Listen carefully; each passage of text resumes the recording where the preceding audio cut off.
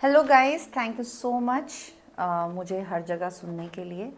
मेरे वेबिनार्स, मेरे सेशंस, मेरी वीडियोस को लाइक करने के लिए, मेरे वेबिनार्स को अटेंड करने के लिए मैं थैंकफुल हूँ आप लोगों का कि आप जो भी मुझे सुन रहे हैं वो अपने रिलेशनशिप पे एक्चुअली में काम करना चाहते हैं। जो लोग मुझे सुनते हैं या मेरी वीडियोस को पसंद करते हैं या मेरे वेबिनार्स अटेंड करते हैं या मेरे फिजिकल इवेंट्स अटेंड करते हैं, तो थैंक यू सो मच। ये शो करता है कि आप सच में अपने रिलेशनशिप में अपने पार्टनर से प्यार करते हैं। इट्स फाइन कि आपको रास्ता समझ नहीं आ रहा, बट आप एक्शंस ले रहे हैं, ये बहुत प्यारी बात है। इसी के साथ मैं एक इम्पॉर्टेंट चीज़ जो आप लोगों के से शेयर करना चाहती हूँ, और वो through this video I would like to help you all, कि बहुत सारी शादियाँ इतने प्यारे मोड़ पे हैं। हमें पता है हम एक दूसरे से प्यार करते हैं, और मुझे ये बहुत अच्छे से पता है मेरा पार्टनर मुझे प्यार करता है, लेकिन मुझे इम्पॉर्टेंट फील ही नहीं होता। मुझे पता है सामने वाला प्यार करता है या करती है, मुझे पता है वो मेरी केयर करती है, मुझे पता है कि वो मेरे लिए कमा रहा है या मैं उसके लिए, हम दोनों एक्सचेंज ऑफ लव में हैं, लेकिन पता नहीं क्यों हर कुछ दिनों बाद ना वो ऐसा लगता है कि नहीं यार, इम्पॉर्टेंट सा नहीं लगता मुझे अपने लिए उसके मन में। और ये फेज़, ऐसे फीलिंग्स, ऐसे बार बार फेजेस आपके रिलेशनशिप में आके आपको ये बताना चाह रहे हैं कि प्यार में कुछ चीज़ ऐड करने की ज़रूरत है। आपका प्यार है, प्यार वैल्यू आप लोगों के अंदर कूट कूट के भरा है, लेकिन वो रिक्वायरमेंट अब उसमें ये है कि आप कुछ एडिशन करें, और आपका इमोशनल कनेक्शन लूज़ हो रहा है। तो ये फेज़ आ रहा है, तो दो चीज़ हो रही हैं। वन, एक रिक्वायरमेंट पैदा हो रही है कि आपको कुछ ऐड करने की ज़रूरत है। दूसरा क्या हो रहा है कि आपका इमोशनल कनेक्शन थोड़ा लूज़ हो रहा है, इसके लिए फीलिंग ज़्यादा हो रही है। ठीक है, तो इसको मैं पूरी तरह समझाऊंगी कि और किन सर्कमस्टांसेस में होता है और आप अपने रिलेशनशिप में कैसे इसको ऐड कर सकते हो। तो दो चीज़ें समझ में आई कि ये बेसिकली या तो इनपुट्स बहुत मोनोटोनस हो चुके हैं और पार्टनर की नीड बढ़ गई है।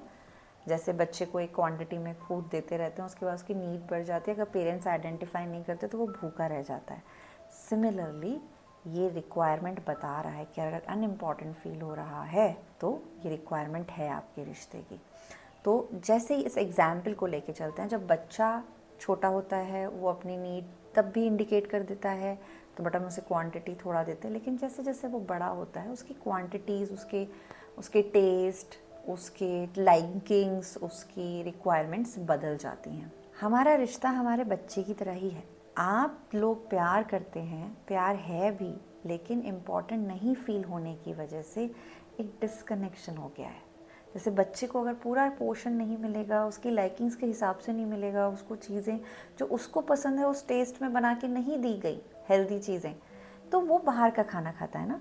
ऐसे अगर हम अपने रिलेशनशिप में वो पुराने वाले सिनेरियो से चलते रहें, और जो रिक्वायरमेंट आज मेरे पार्टनर की है, जो इतना सिनेरियो बदल रहा है, इतना चेंजेस हो रहा है, अगर मैंने उस हिसाब से उसको नहीं दिया तो मुझसे अनलव्ड फील करेगा, अनइम्पॉर्टेंट फील करेगा। तो यहाँ पे इंग्रेडिएंट्स ऐड करने की ज़रूरत है, और उस सबसे इम्पॉर्टेंट इंग्रेडिएंट जो हमें यहाँ पे ऐड करना है वो ये समझना है कि क्या शिफ्ट मेरे पार्टनर की रिक्वायरमेंट है और मुझे उसको वो प्रोवाइड करनी है। मे बी उसको पहले आपसे गिफ्ट लेना बहुत अच्छा लगता था, लेकिन अब उसकी रिक्वायरमेंट है कि हम बात करें, तो हमें बातें ज़्यादा ऐड करनी है।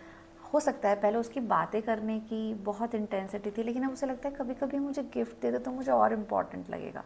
तो ये जानने के लिए आपको अपने पार्टनर से बात करनी पड़ेगी, उससे बात करनी पड़ेगी कि तुम्हारी क्या ऐसी चीज़ें हैं जो अनइम्पॉर्टेंट लग रही हैं और कैसे तुम्हें इम्पॉर्टेंट लग सकता है, और वो चीज़ें धीरे धीरे आप अपने रिलेशनशिप में ऐड करें।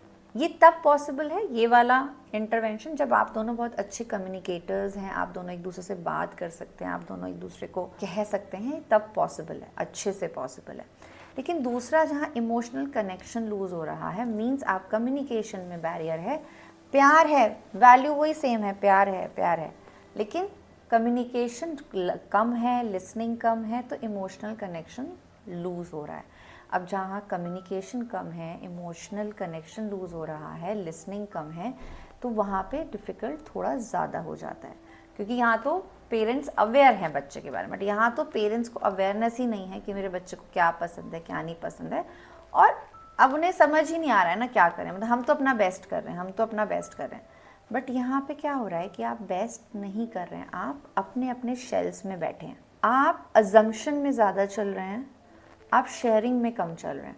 आपने कुछ पास्ट एक्सपीरियंसेस के इस रिलेशनशिप में जो बुरे ही हुए हैं तभी आपके मन में, तो उन अजम्पशन पे बेस आप ही चल गए कि मुझे इम्पॉर्टेंट फील नहीं हो रहा, मतलब मुझे ना अच्छा सा नहीं लग रहा, इस रिश्ते में मज़ा सा नहीं आ रहा, प्यार तो ये मुझे करता है, केयर भी मुझे करता है, लेकिन नहीं, कुछ कमी है। तो कई बार हम अजम्पशन से जब चलते हैं तो ये फीलिंग ज़्यादा आती है, या तो हम अजम्पशन से बहुत चलते हैं, या हम अपने पे जब बहुत ज़्यादा इंटरनल लो फील करते हैं ना अपने ही बारे में, तो हम बहुत सारा उसका रिफ्लेक्शन अपने पार्टनर पे भी डालते हैं।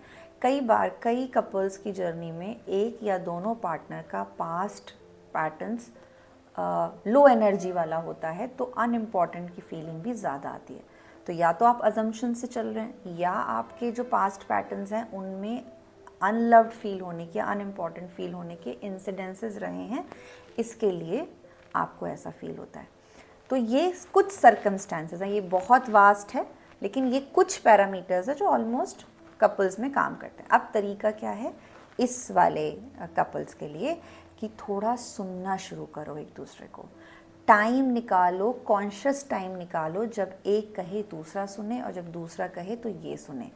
जब कह रहे हो तब ब्लेम में नहीं कहना, जब सुन रहे हो तो ये नहीं सोचना है कि मुझे ब्लेम किया जा रहा है, सामने वाला अपनी बात कह रहा है और आप सामने वाले को अपनी बात कह रहे हो। इस तरह से इमोशनल कनेक्शन बिल्ड होना शुरू होता है। जैसे इमोशनल कनेक्शन बिल्ड होगा, आपको ऑलरेडी इम्पॉर्टेंट लगने लगेगा।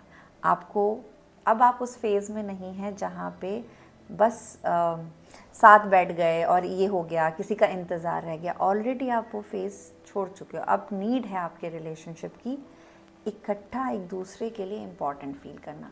तो फेज़ कोई भी हो, आपका रिलेशन चाहे पहले वाला हो जहाँ पे आप बातचीत कर सकते हैं, और चाहे दूसरा वाला हो जहाँ आप बातचीत नहीं कर पाते, रिलेशनशिप का फॉर्मूला कहता है कि हर कुछ टाइम बाद अपने रिश्ते में न्यूनेस डालो। जैसे हमारी हेल्थ, हमारी वेल्थ एक सी हमेशा नहीं रहती, हमारा रिश्ता भी एक सा नहीं रहता।